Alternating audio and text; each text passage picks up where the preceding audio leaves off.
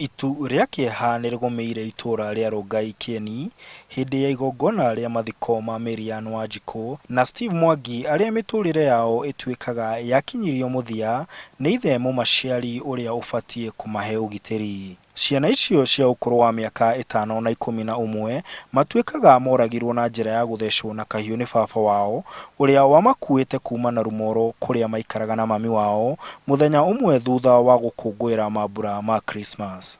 Nao andu a itura arata na atongoria mekinyia gucakaya na family ya ciana icio.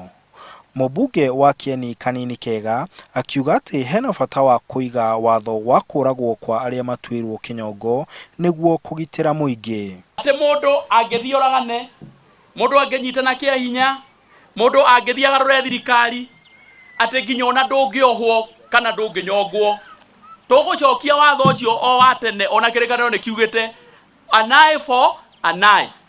Miario yake yanyitwo mbaru ni muthikabu wa Anglican Joseph Kagoda akiuga ati noyo njira ya kihoto kuherithia mundu urutite ungi muoyo. Tondu mundu angiuragana ni agirirwo nake ndi kuragwo kana akirire. Mwikuirwo wa giko kiu ni ageretie kwiyuraga na njira ya kunywa thumu thutha wa gutabania ngero iyo na riu aramukira urigiti erungu rwa maitho ma borithi.